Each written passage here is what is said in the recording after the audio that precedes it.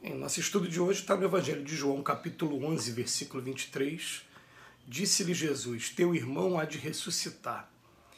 E Emmanuel vem comentar na lição 151, ressuscitará, do livro Vinha de Luz. Há muitos séculos, as escolas religiosas do cristianismo revestiram o fenômeno da morte de paisagens deprimentes. Padres que assumem atitudes hieráticas, ministros que comentam as flagelações do inferno, catafalcos negros e panos de luto. Que poderia criar tudo isso senão o pavor instintivo e o constrangimento obrigatório? Ninguém nega o sofrimento da separação, espírito algum se furtará ao plantio da saudade no jardim interior. O próprio Cristo emocionou-se junto ao sepulcro de Lázaro. Entretanto, a comoção do celeste amigo edificava-se da esperança, acordando a fé viva nos companheiros que o ouviam. A promessa dele ao carinho fraternal de Marta é bastante significativa. Teu irmão há de ressuscitar, asseverou o mestre. Daí a instantes Lázaro era restituído à experiência terrestre, surpreendendo os observadores do inesperado acontecimento, gesto que se transformou em vigoroso símbolo. Sabemos hoje que o mestre nos reergue em toda parte, nas esferas variadas da vida. A ressurreição vitoriosa e sublime nas zonas carnais e dos círculos diferentes que se dilatam ao infinito. O espírito mais ensombrado no sepulcro do mal e o coração mais duro são arrancados das trevas psíquicas para a luz da vida eterna. O Senhor não se sensibilizou tão somente por Lázaro.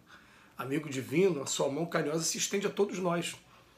Reponhamos a morte em seu lugar de processo renovador e enchei-vos de confiança do futuro, multiplicando as sementeiras de afeições e serviços santificantes. Quando perderdes temporariamente a companhia direta de um ente amado, recordai as palavras do Cristo. Aquela reduzida família de Betânia é a miniatura da imensa família da humanidade. Como Emmanuel diz para a gente aqui no texto de hoje, a morte realmente ainda é muito pouco compreendida na Terra, e ela ele até fala assim, ninguém nega o sofrimento da separação, tá, e a saudade.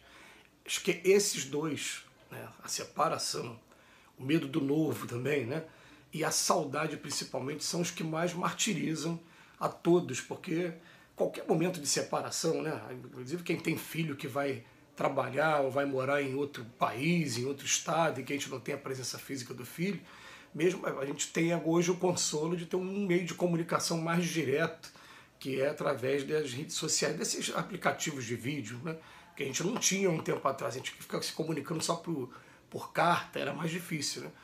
Mas mesmo assim é difícil a separação, qualquer processo de separação é doloroso. Mas ele vem falando para a gente, a morte é um fenômeno natural da vida, em primeiro lugar, é a certeza que todo mundo vai ter, que um dia vai morrer, e a gente só tem esse medo da morte porque, durante muito tempo, membros eclesiásticos, né, ou de outras escolas filosóficas trataram a morte dessa maneira, como com flagelações do inferno, né, enfim, atitudes que estão sempre trazendo sofrimento, ou então aquela teoria de que você vai, de maneira definitiva, ou para o céu, ou para o paraíso, ou para o inferno, e a partir do momento que você foi inscrito em um dos dois, você não tem mais remissão, é para sempre aquilo ali, que é uma ideia que ela contraria a razão e o bom senso de todos nós, o tempo, o momento, o tempo todo, porque a gente fica pensando, como é que um Deus de amor faria uma coisa dessa, ia condenar um filho eternamente? Nós que somos pais, somos mães, a gente não condena nossos filhos eternamente, né?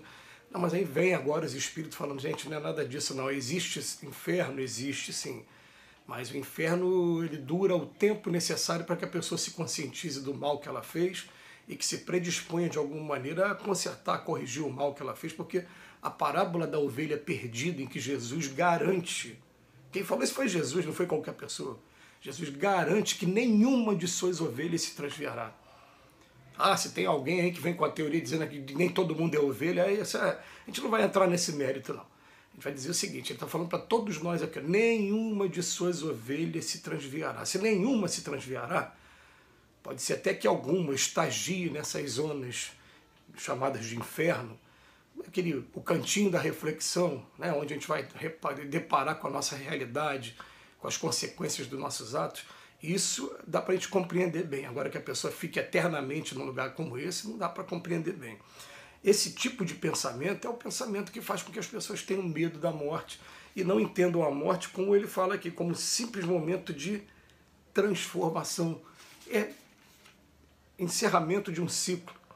Todo ciclo, quando se encerra, o que ele faz? Ele traz reflexões para a gente, ele traz momentos em que a gente fica, o que valeu, o que não valeu, a gente faz um inventário, na verdade, né, dos ativos e dos passivos, tudo aquilo que foi, que valeu a pena e aquilo que a gente tem que corrigir com urgência. E vai convidar você a rever valores, querendo ou não querendo. Aí vem o sofrimento se a pessoa estiver fechada para isso, ou acreditar, como muitos acreditam, que todas as nossas atitudes elas sejam sem consequência. Tudo tem consequência, gente. Né?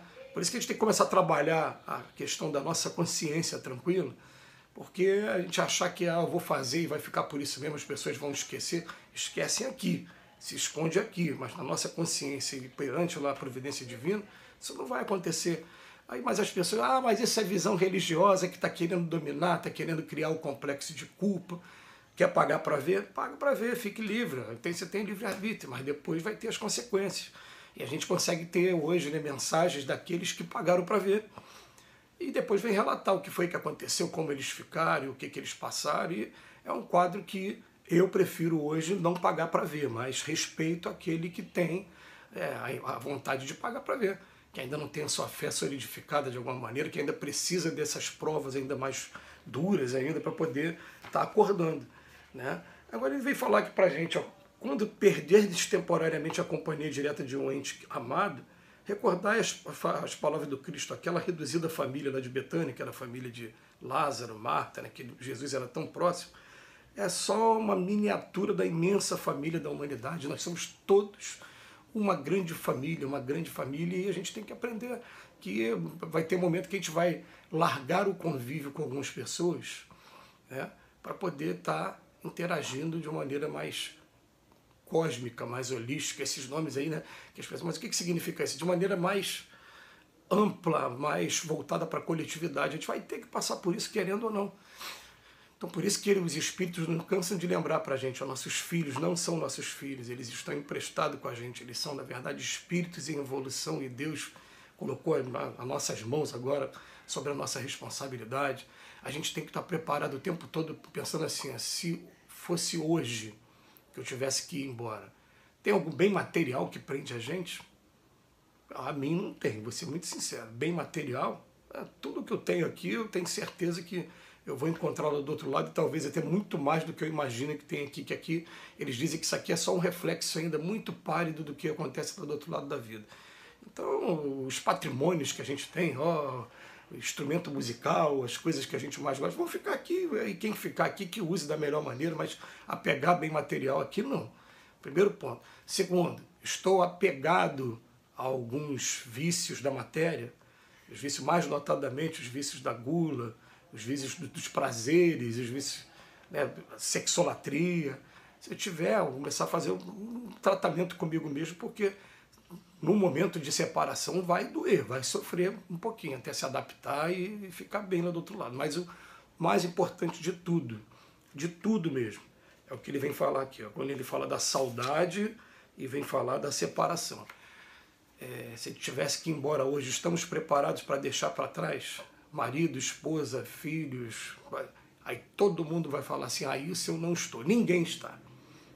Tá? E quem estiver está com algum problema, porque a gente está procurando desenvolver o amor, eles são os nossos mais diretos aqui com relação ao amor. Né? Ninguém está. Mas a gente vai pensar assim, a hora que eu tiver que ir embora, eu tenho 2 filhos pequenos, então faz parte da prova delas elas viverem órfãs de pai. Elas vão ter que aprender. Vai ter gente para cuidar? Vai ter gente. E se eu chegar lá do outro lado e me cuidar o mais rápido possível, eu também, mesmo de invisível a elas, eu vou poder também estar tratando, estar cuidando delas da melhor maneira. Vai depender de mim e de como eu vou tratar minha lucidez espiritual. Mas a gente tem que começar a simplesmente entender o seguinte, quem apita não sou eu.